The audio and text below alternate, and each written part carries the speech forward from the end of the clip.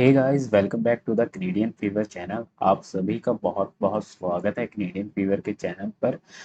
जैसा कि आपको पता है कि मेरे पास 34 लिसनिंग रियल एग्जाम लिसनिंग की सीरीज में रन कर रहा हूं, जो कि 2020-21 में आई थी, जो कि रियल एग्जाम लिसनिंग है।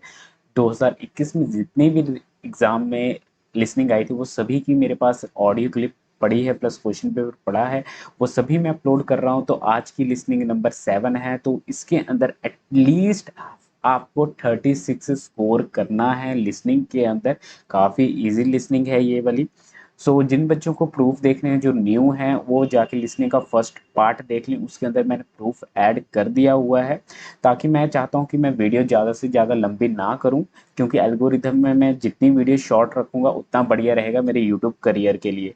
जिन बच्चों को प्रूफ देखना है वो फर्स्ट वीडियो जाके देख सकते हैं, और बाकी सभी बच्चों को बेस्ट ऑफ लक है। और ट्राई कीजिएगा 36 अचीव स्कोर करने के लिए। एंड अभी 7th पुश चल रही है, तो मे बी मैं रोज डेली एक अपलोड कर रहा हूँ। तब तक के लिए best of luck, and try कीजिएगा अचीव करने के लिए 36। उसके अबव आते हैं तो और भी अच्छी बात है। Section 1. You will hear a conversation between a clerk from a moving company and a woman who wants to relocate to the United States. First, you have some time to look at questions 1 to 6.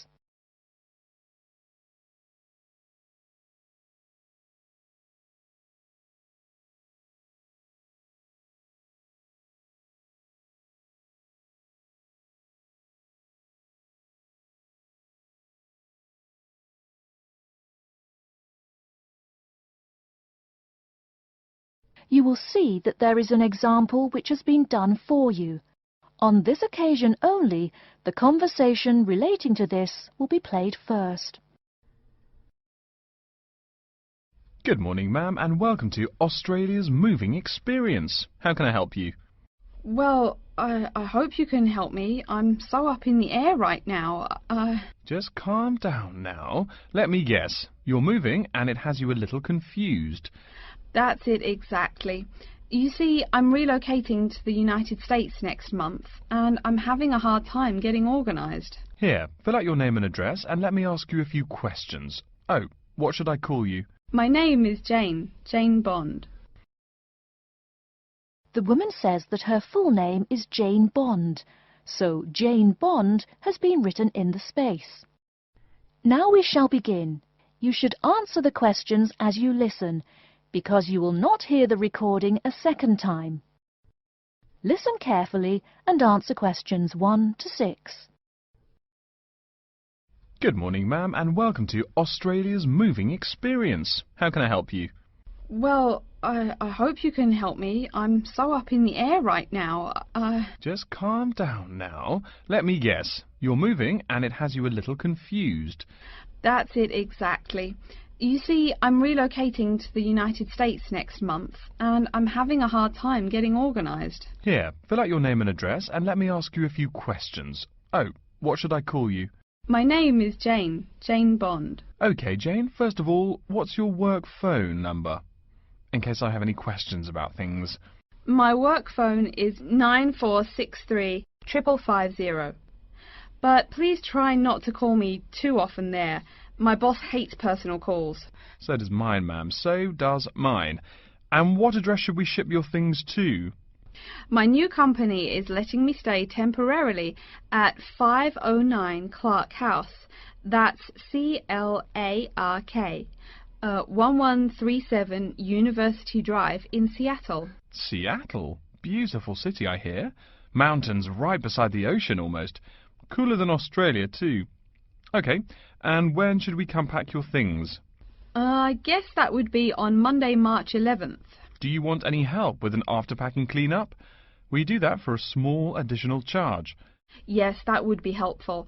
I promised the landlord I'd give her the keys back by 5 p.m. on Thursday the 14th. Great. We'll just schedule the clean-up for that day. That way, the place will smell clean and there'll be no dust. Well, you do think of everything.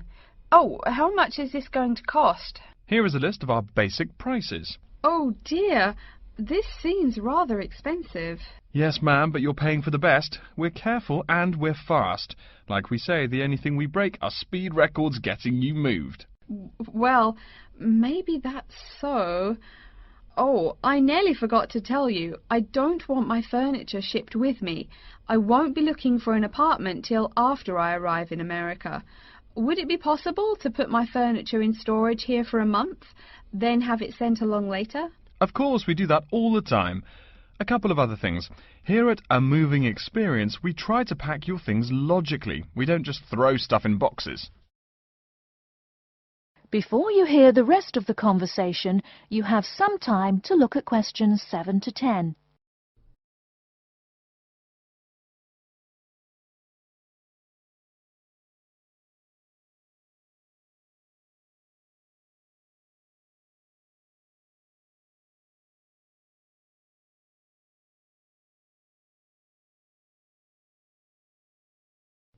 Now listen and answer questions 7 to 10.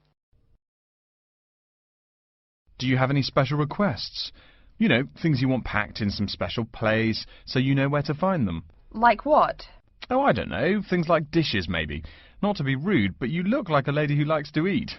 Ah, yes, I need my dishes and things where I can find them quickly. Great. We'll put those dishes and cutlery in what we call the emergency pack.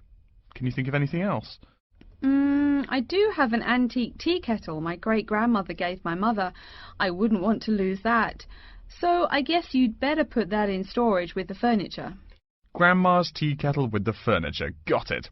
Say, how about things like your alarm clock? You don't want to miss your plane on the big day, right? Well, you certainly think of everything. Yes, that's right.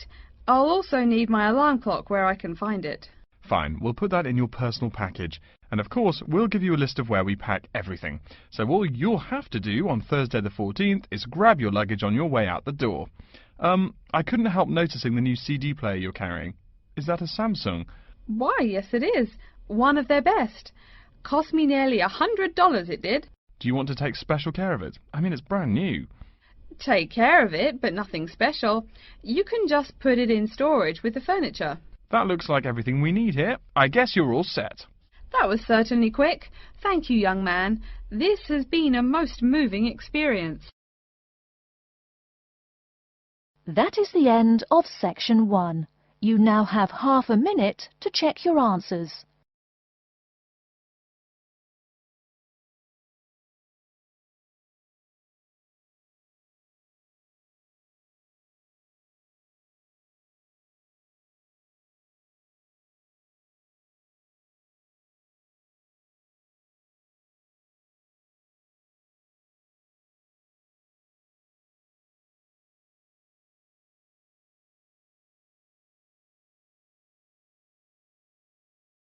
Now turn to section 2.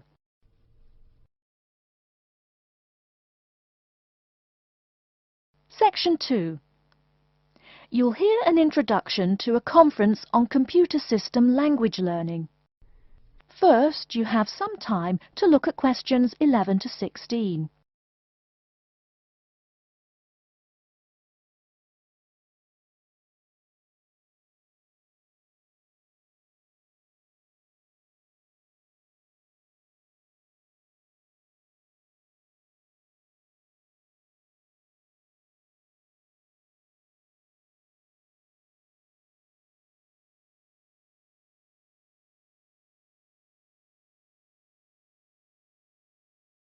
Now, listen carefully and answer questions 11 to 16. Good morning, everyone, and welcome to the second annual Wallabaloo Conference on Mastering Computer Languages. I hope you all had a good trip. Before we get underway with today's program, let me fill you in as to what's on tap for tomorrow, Sunday, February 19th. At 9 a.m., right here in the main hall, we'll be hearing a lecture from Dr. John Smith about computer as teacher. Professor Smith from the University of Melbourne is a world-class expert in the field of computer-assisted education, and his talk promises to be both stimulating and informative. Immediately afterwards, at 10:30, there will be a presentation of papers by various delegates. That, however, will take place in the garden room on the ground floor. If you don't yet know, the garden room is also called the ballroom and will be gathering at the west end, the slightly raised area called Level 2. Just look for the crowd. If you get lost, there are signs in the foyer. After all that thinking, talking and listening, I expect everyone will be a bit weary. So at 11:15 there will be a break for coffee, cookies and other light refreshments. These will be available at the aptly named refreshment stand, placed by the door back here in the main hall. Also, if you choose to skip the formal lunch, you can buy a packed lunch at the stand for a reasonable price. I strongly urge you, however, to join us at the formal lunch. That won't be till 1 o'clock sharp, so you have time to stroll about town a bit. We'll be eating at the Seaview restaurant. The restaurant is located right here in the hotel on the top floor. It's a good dozen flights of stairs, so I suggest you take the lift on the ground floor, eh? If you're not fond of fish, there's an all-you-can-eat barbecue available as well. They even offer wallaby meat. After lunch, we'll troop back downstairs to level 2 in the ballroom for the presentation of further papers, which will begin at 2 p.m. Please try to be on time.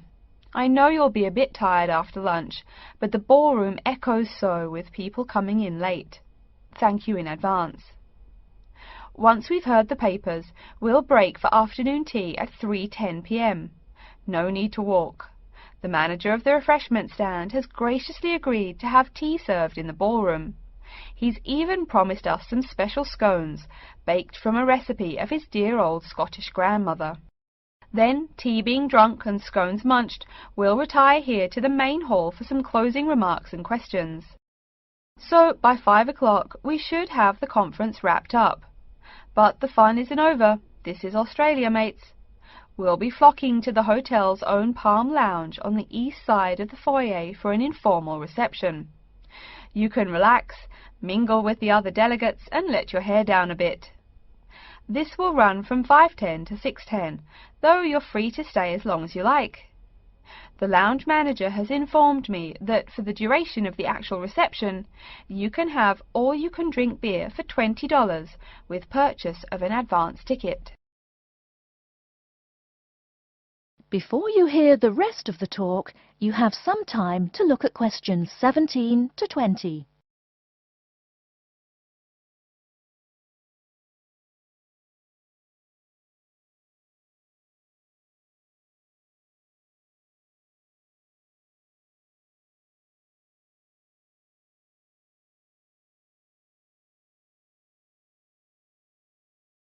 Now listen and answer questions 17 to 20. And yes, tickets can be purchased from any conference organizer or at the front desk any time between now and the start of the reception. I suggest you come by tomorrow evening to pick up the tickets, since the conference hall only holds 800 people. That way you can also get your journey planned ahead of time and be sure not to miss this truly memorable conference. If you want cocktails, however, I'm sorry, you'll have to pay for those at the regular price. Oh my goodness! Speaking of paying, I see I forgot to tell you a couple of things. The first is about lunch. The charge for the lunch will be $15 for all you delegates. If you have guests with you, the cost is $25 for the general public and $6.50 for children under the age of 10. That's $15 each, not total for everyone. Another item is about the lunch menu. I very much urge you to try the fish. I mean, look at the restaurant's name, the Seaview. As the name suggests, it is a famous seafood restaurant. The chef is a Basque from Spain, and he really gets quite put out when people ignore his fish specialities for burgers or barbecue. If fish isn't your thing, though, try the steak. He makes an exquisite filet mignon topped with blue cheese and mushrooms. Finally, if you'd like to buy a ticket, you can have both lunch and unlimited beer for $35. I should have mentioned that earlier, but I am a bit forgetful. Maybe I should avoid the beer after the conference, eh? Well, I've said my bit. Are there any questions? That is the end of section 2. You now have half a minute to check your answers.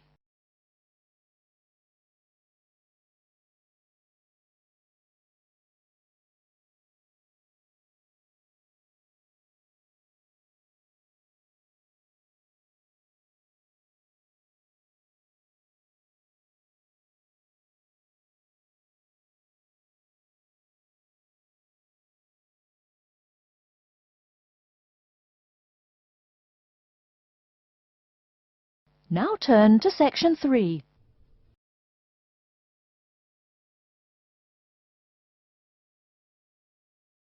Section 3. You will hear a student called Tina asking Professor Van Diesen for advice on choosing courses. First, you have some time to look at questions 21 to 26.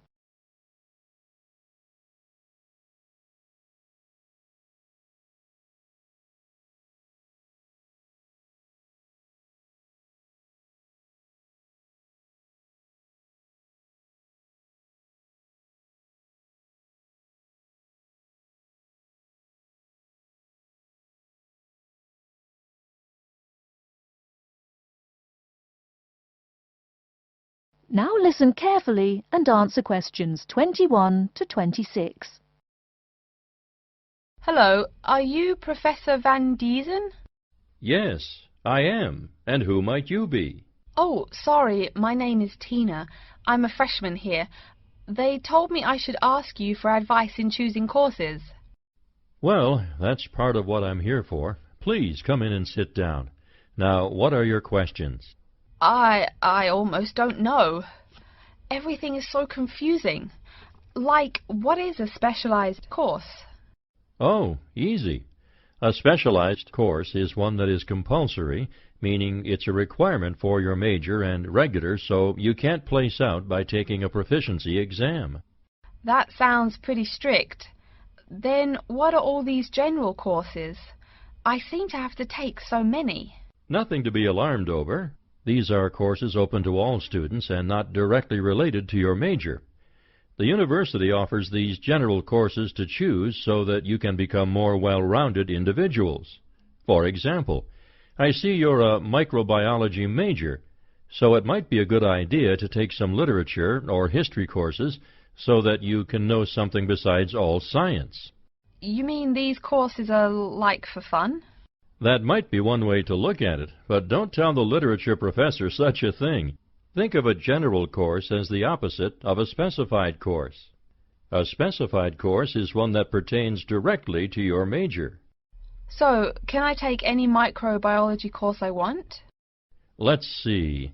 Oh, those courses used to be open to microbiology students only.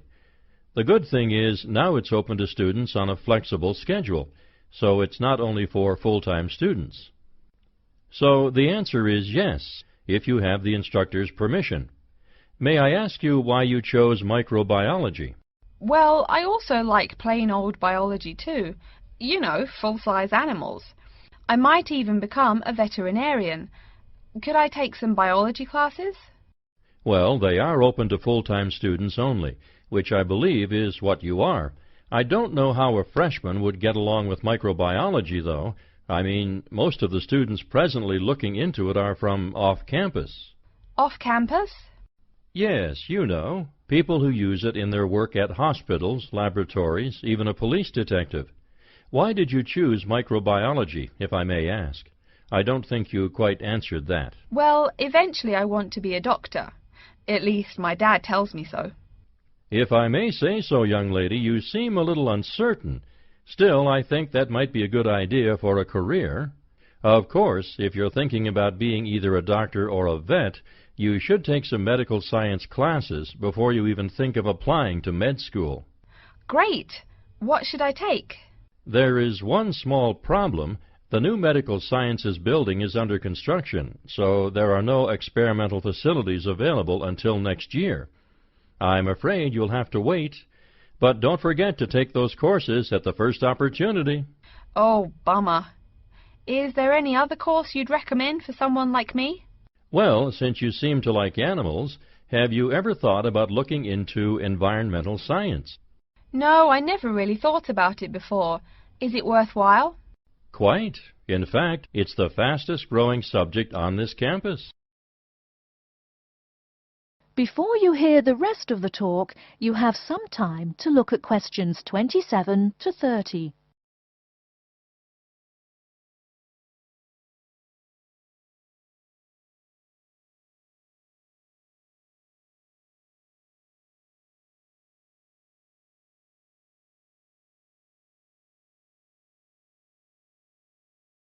Now listen and answer questions 27 to 30.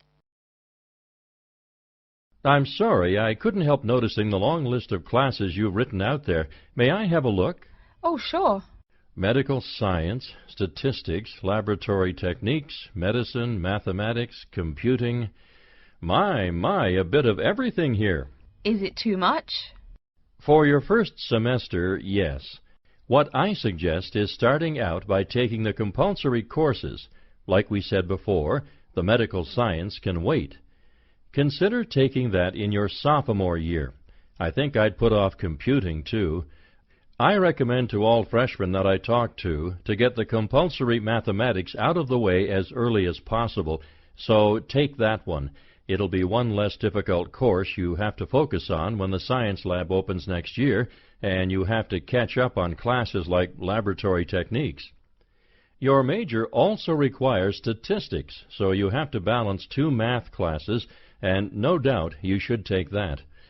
Otherwise, get your required medicine course out of the way by taking something theory-based. Oh, of course, and your environmental science class, if you're interested.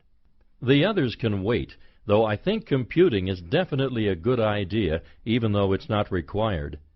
I see, too, on your paper there, you seem to have had high marks on the entrance exam. Yeah, I guess so. Don't be shy. Have you thought about applying for a scholarship? Do they have any? I mean, my dad is always complaining about how much money it costs him. In your department, there are actually 3 full scholarships available. They cover tuition and provide $1,500 cash. $1,500 cash? Party! Please, miss, the money is intended more as a textbook allowance, not party money. If you promise to behave, I'll show you how to apply. Great, and thanks. That is the end of section 3. You now have half a minute to check your answers.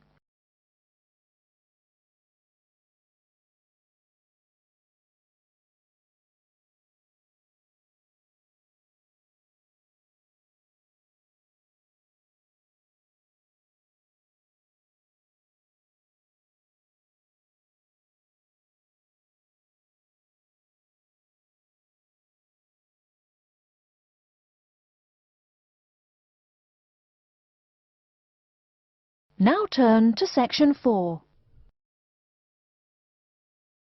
Section 4. You will hear a lecture about how to choose flooring materials. First, you have some time to look at questions 31 to 40.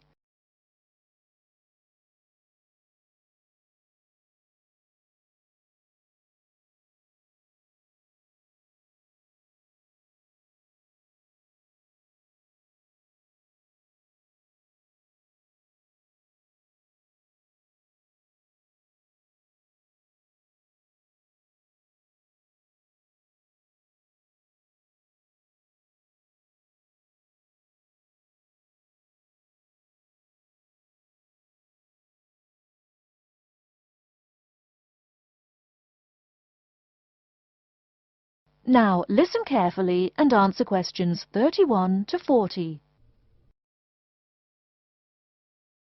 We've been talking about choosing building materials in the last week.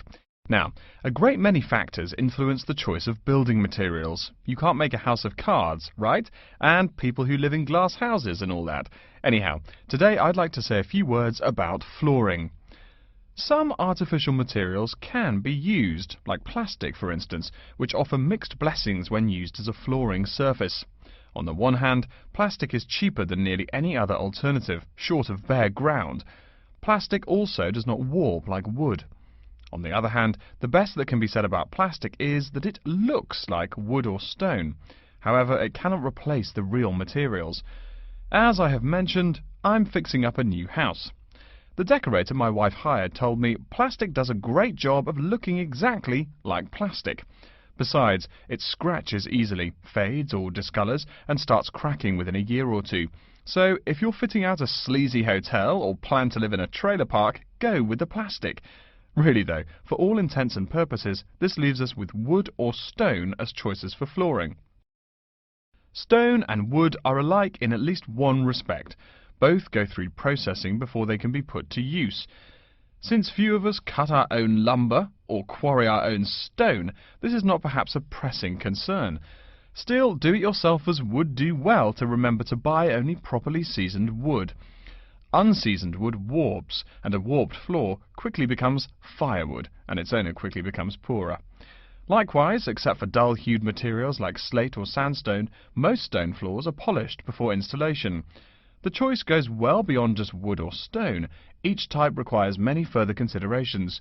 A few special remarks are called for when considering wood. For example, as always, aesthetics, personal taste and layout all play roles, as well as the type of house or room. Oh, and certainly don't forget the cost. When it comes to cost, a rule of thumb is that the softer and less exotic the wood, the lower the cost. In the US, for instance, pine is both ubiquitous and cheap. Mahogany is imported and exorbitantly expensive. If you're on any kind of budget when remodeling, it's really helpful to remember to go for the softer woods.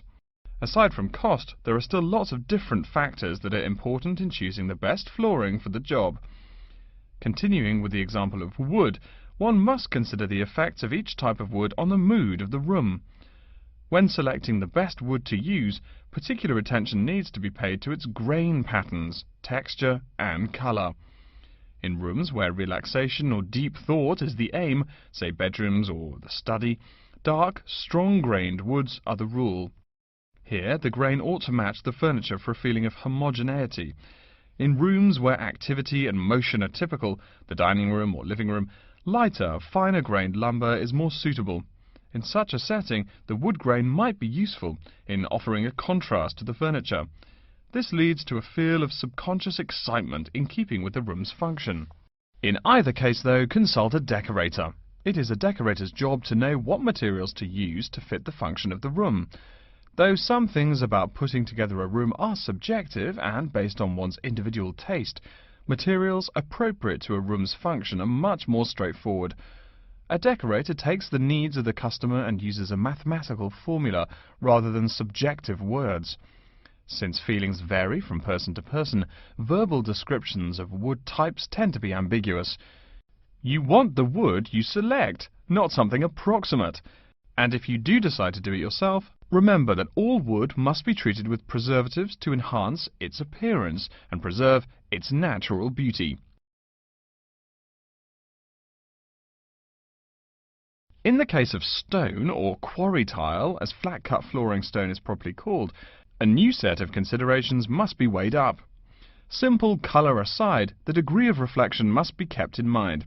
This is called the reflectance rate, which is expressed in a number between 0.0 and 1.0, depending on the amount of light it reflects. At one end of the scale is polished silver. At a rating of 1.0, this shiny surface reflects nearly all of the light directed at it. Numbers closer to 0 describe materials that absorb more light. Moving down the scale a bit, we see that plastic that has been painted white has a rate of 0.8, which makes sense. We know that the colour white reflects all other colour, while black absorbs all colour, and plastic itself is a relatively reflective material. Materials that are denser and darker have reflectance rates much closer to 0.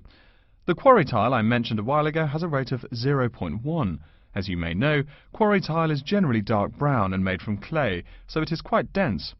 Of course, there is considerable variation among types of quarry tile because of the hue or treatment of the clay during its creation.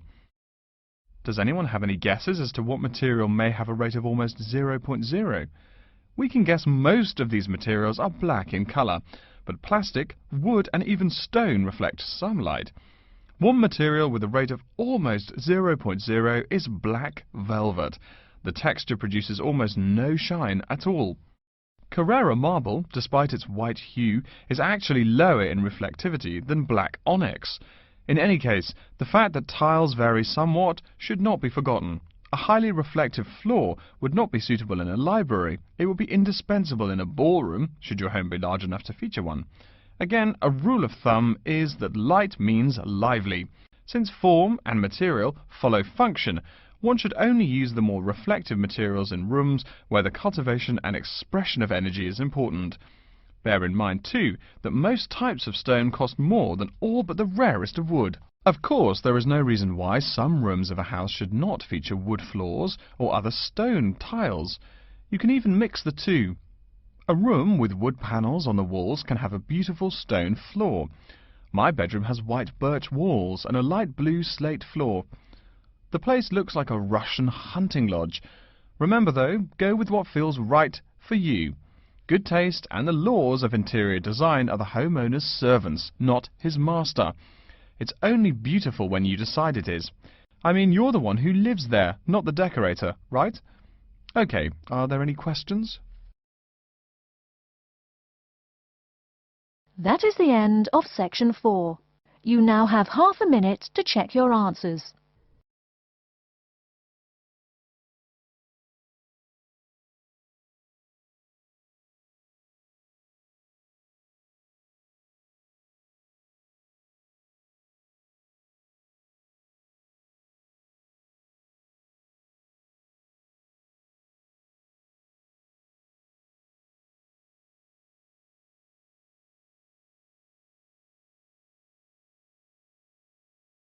That is the end of the listening test.